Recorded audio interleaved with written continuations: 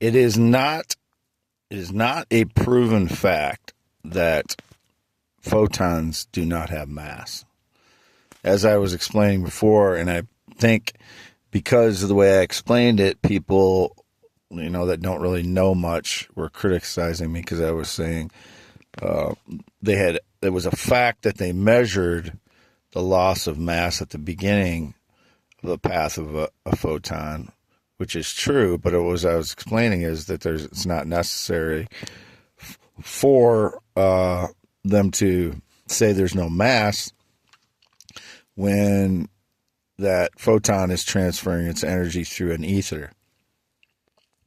So I'm not trying to dispute the fact that there was a mass lost. I'm saying that mass is just being transferred, that energy is just being, of the photon is just being transferred through the ether from one no momentum photon to the next as it flows through the ether.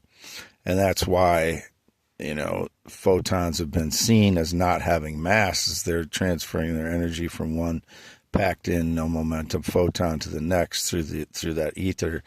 And as the ether, as you go outward from the earth, that ether dissipates so that, as you get further and further away from the earth, there is less and less ether. So there's less and less of those packed in photons. And there's probably a critical threshold there, at some point where, it goes from a lot of packed in photons to virtually none. There's it probably at the edge. It's not just like our atmosphere. It does. Our atmosphere does dissipate. Gradually, but then at the edge of it, it's more of an abrupt ending, just like a lot of things. So that's the way the ether would dissipate too.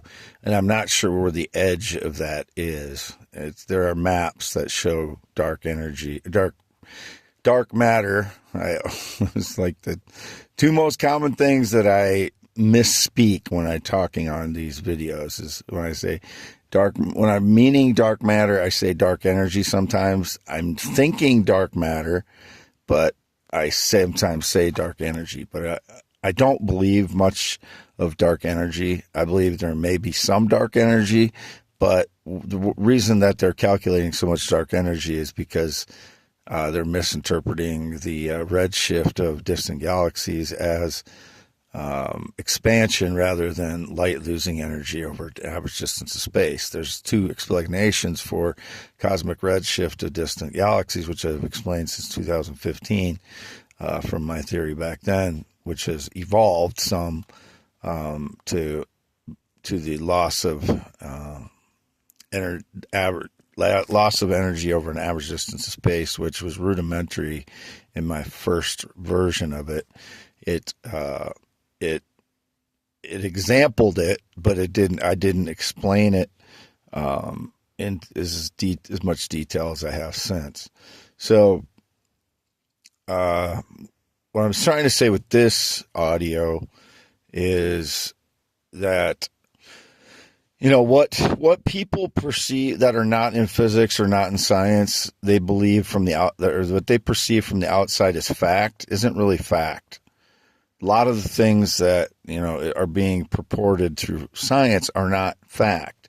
Big Bang Theory is not fact. There's nothing within the Big Bang Theory that is fact, other than the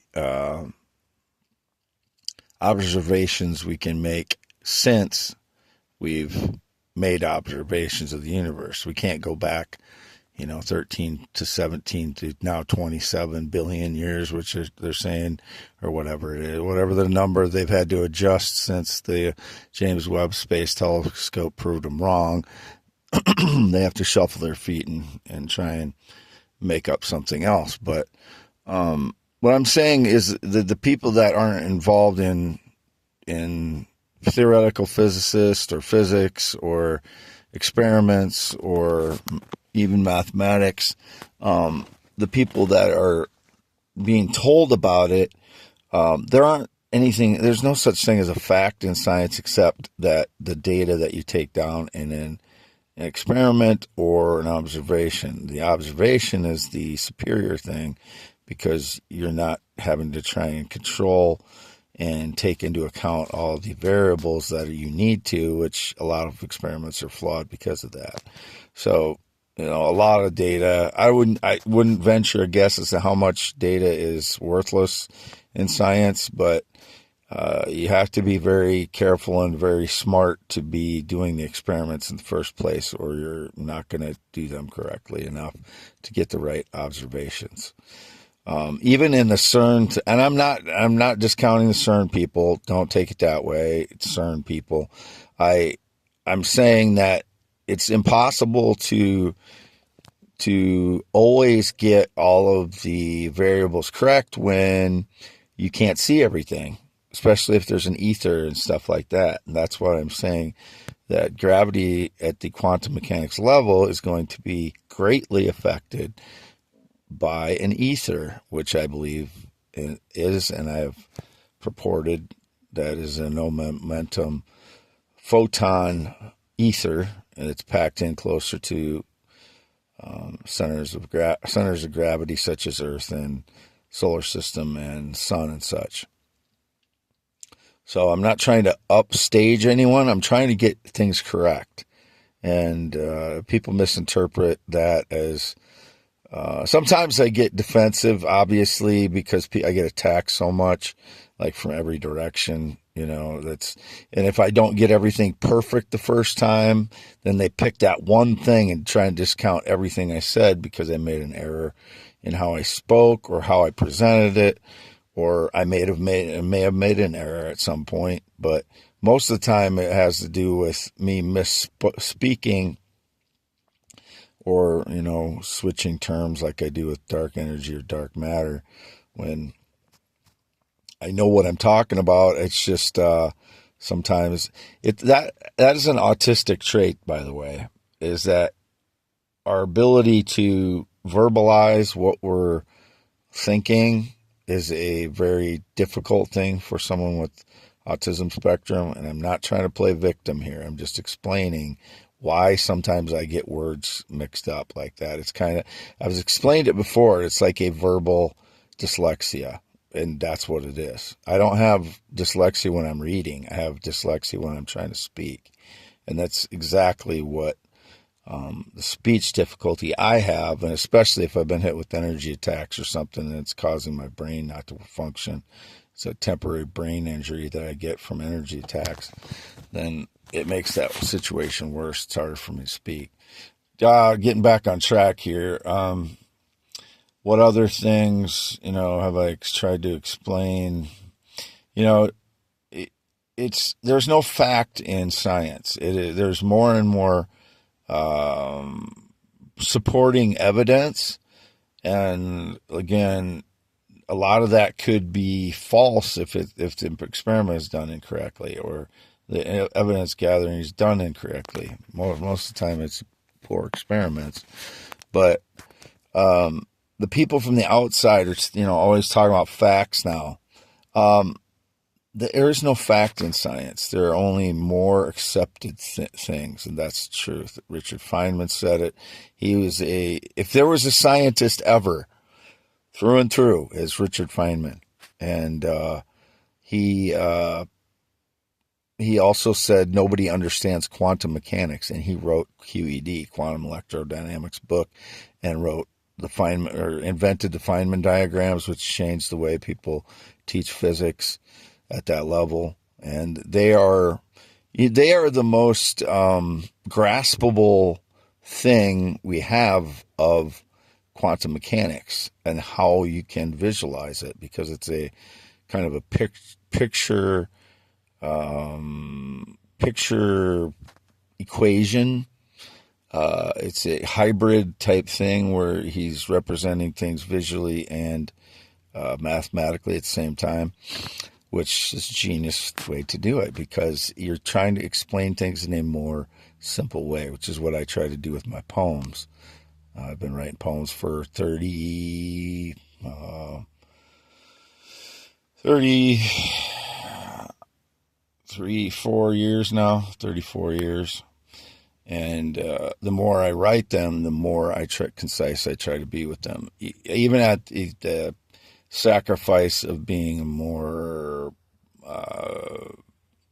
colorful with my poems. I'm less colorful. They're more in black, white, and gray than they are in colorful patterns anymore. A lot of that has to do with people intentionally misinterpreting my poems in 2015 to 2020. And then I just started making my poems so that you can't misinterpret them, which it doesn't really bother me that anymore. I wish it wasn't that way where I had to do that. But at the same time, I can go back to writing poems that are more colorful, more nature descriptive and more mysterious if I want to. If my brain goes back into that mode, and the way my brain is now is more serious, where I'm fighting for things, truth, and humane ways of the world, especially in the way the Gaza occupation is being carried out.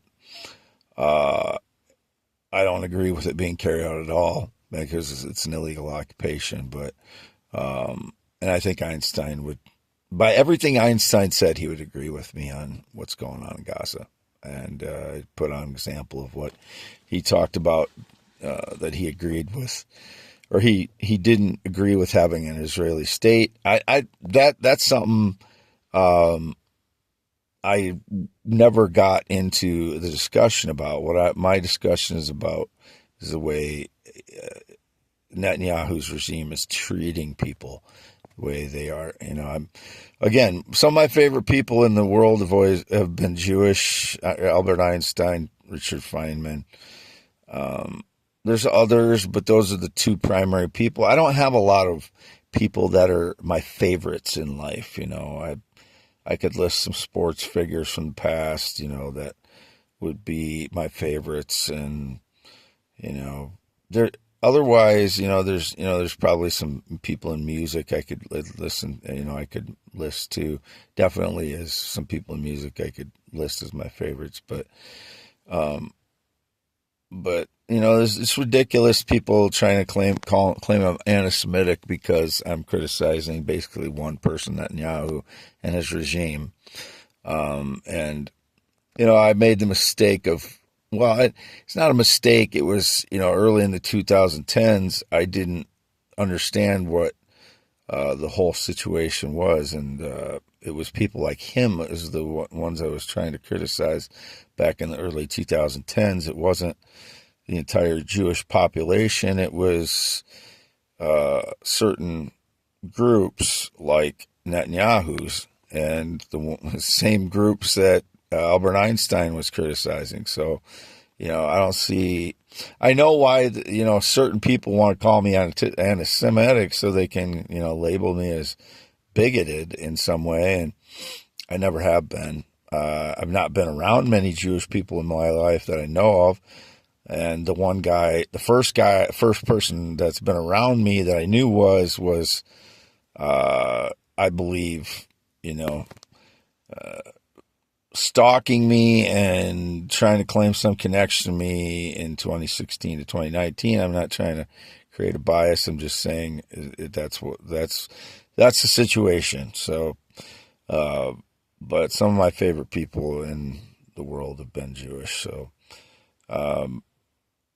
anyway, and I'm not saying this to go against what I've been saying. I'm not trying to be an apologist for anything. I am just stating the truth about my life. And, a lot of things that I do are misinterpreted intentionally. So, for whatever political reason that they want to get across. I didn't mean to get off on this tangent on my physics stuff. The point I was making is that people in public don't understand that there aren't just facts in science. There are things that are more proven and there are things that are less proven.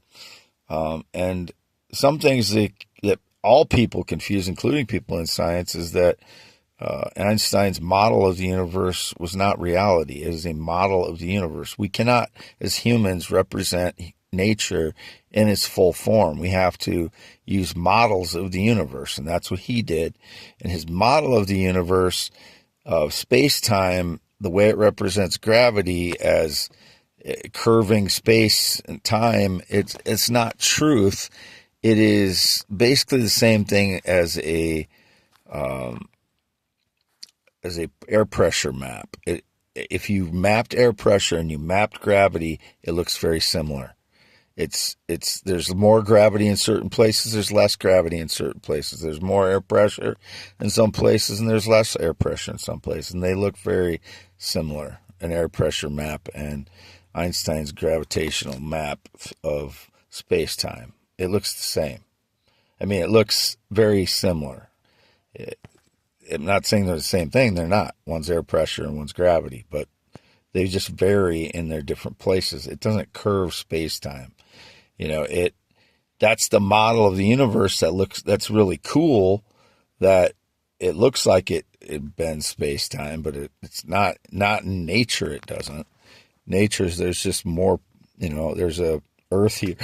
There's Earth here that has some gravity, and there's the moon that's kind of attached to the Earth, which is kind of in Earth's gravitational realm.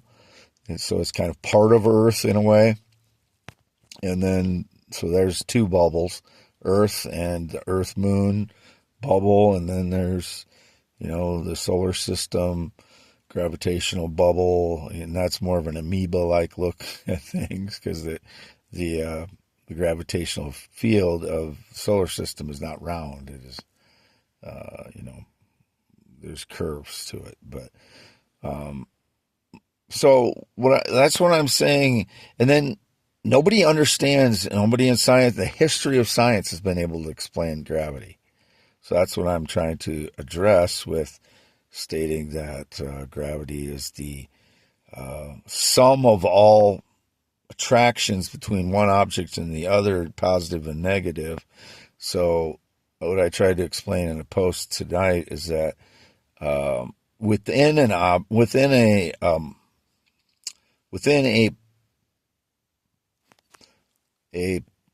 a particle, there is, can be a proton and electrons, which kind of balance each other out, negative or different charges or opposite charges. But if you're talking about two different objects experiencing gravity between them, there is all the electrons in one object are attracted to all the protons in the other object, and vice versa. So it's a cumulative effect, or it's an additional summation effect, rather than talking about one-to-one. It is a one-to-one, but it's also a one-to-many. You're saying that one electron within that one object is attracted to all those protons in the other object, and all of those electrons in that one object are attracted to all of those protons in the other one, plus every single one. So it's hard to explain to make that make sense, but if people can follow that, I'm saying that there's both an attraction between all electrons in one object to another object, to its protons, and there is an attraction between all electrons and one single proton in that other object.